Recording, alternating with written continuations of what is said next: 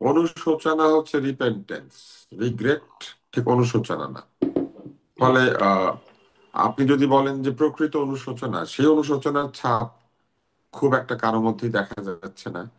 কারণ অনুশোচনা করতে গেলে প্রথমে ভুলগুলোর কথা বলতে হবে, যে তারা কি কি ভুল করেছেন এবং তারপরে কোন কোন ভুলের জন্য তারা অনুশোচনা করেন, কোন কোন ভুলের পেছনে যৌক্তিক কারণ আছে, কোন কোন ভুল তারা না বুঝে করেছেন। মানে এই কথাগুলি নিশ্চিতভাবে মানুষকে বলতে হবে।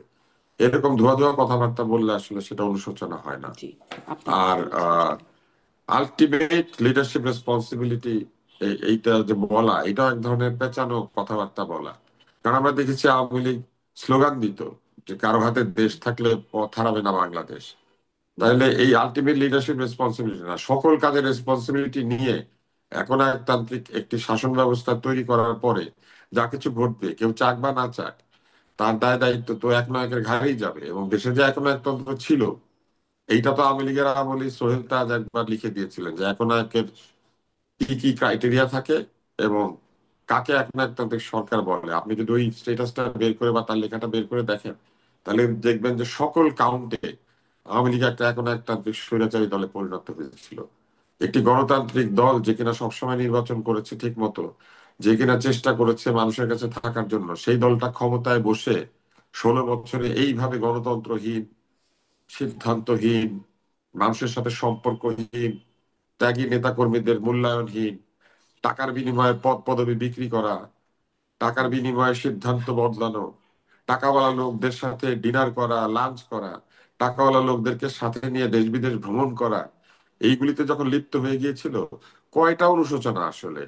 আর হুম। মানে আমরা বলবো তাদের দলের কাছে অনুশোচনা করা উচিত, দলের লোকদের জি। কাছে মাপ চাওয়া উচিত, জাতির কাছে মাপ চাওয়া উচিত, যাদেরকে হত্যা করা হচ্ছে তাদের কাছে মাপ চাওয়া উচিত, হুম। ক্ষতিপূরণ দেওয়া উচিত, এবং মানে যদি এই বিচারে মাফের প্রমাণিত তালিকা হয় ধরে মাফ চাইতে চাইতে তাহলে মানে সেটা তো শাস্তিও পাওয়া উচিত। না বিশাল এটা একটা তালিকা। না না এটা তো করতে হবে।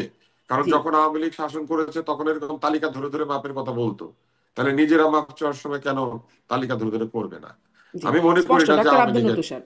আমি মনে জি। করি না যে আওয়ামী লীগের সহজে মানে এক দুই শব্দে মাপ চাওয়ার কোনো সুযোগ আছে।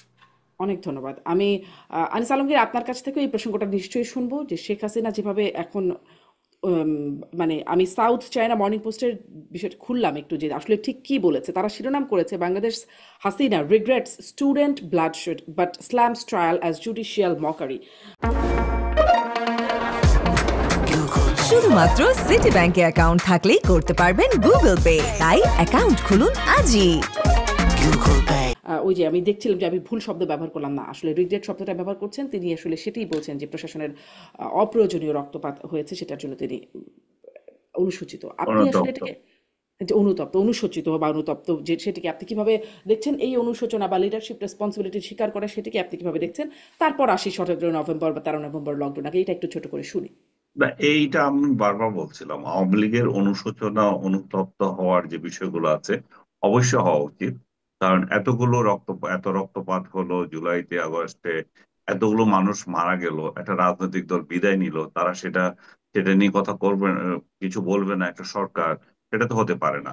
তো আপনি যদি আসলে অনুতপ্ত হয়ে থাকেন, অনুশোচনা হয়ে থাকে, আপনি যদি মনে করেন যে আপনার কালেকটিভ লিডারশিপে ভুল ছিল, আপনার প্রশাসনের ভুল ছিল, আপনি এগুলোকে এভাবে চান নাই, তাহলে সেটার জন্য আপনার অনুতপ্ত কেন, আপনার ক্ষমা চাওয়া উচিত। এবং এই ক্ষমাটা আমি মনে করি যে এই কোন পত্রিকার সাথে কোন কথা দিয়ে আমি চাইবো না, আমি চাইবো আমার রাজনৈতিক দলের একটা সিদ্ধান্ত দিয়ে। এটা তারা যেহেতু এখনো কোনো দলটাকে কমিটি বিলুপ্ত করে নাই, তো যেহেতু কমিটি বিলুপ্ত করে নাই, তাহলে কমিটি দিয়ে সেটা চাইতে পারে যে তাদের তাদের রাজনৈতিক কার্যক্রম এখন যেভাবে চলছে সেভাবে করতে পারে। তারা, তাদের ফ্যাক্ট তো আছে, তাদের কমিটি তো এখন এক্সিস্ট করছে। এবং সেটাও আরেক ধরনের মানে আহ, খারাপ কাজ বলবো আমি, যে একটা অভ্যুত্থানের পরে আপনার সরকার পরিবর্তন হয়ে গেল, আপনি সেই সমস্ত ক্রিমিনাল গুলোকে আপনার পাশে রেখেছেন যাদের কারণে এত সব ঘটনা ঘটলো। আপনার দলের লোকদের, যে দুর্বৃত্ত লোক যেগুলো ছিল, সেগুলোকে কোনো সাজা দিলেন না আপনি। হুম। আপনি অন্তত 100 লোককে তো আপনি এখান থেকে বহিষ্কার করতে পারতেন, যে এই সমস্ত দুর্বৃত্তরা আমার এখানে থাকবে না।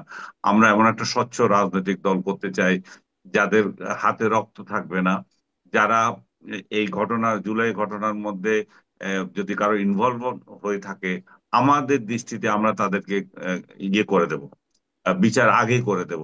এখন আপনি কোনো বিচারই করেন না, আপনার শেখ পরিবারের সবাই সবার আগে পালায়, এবং আপনি যে আসবেন আবার যে এই শেখ পরিবার নিয়ে আসবেন না, আপনি যে এই দুর্বৃত্তদের নিয়ে আসবেন না, তার তো কোনো গ্যারান্টি নাই।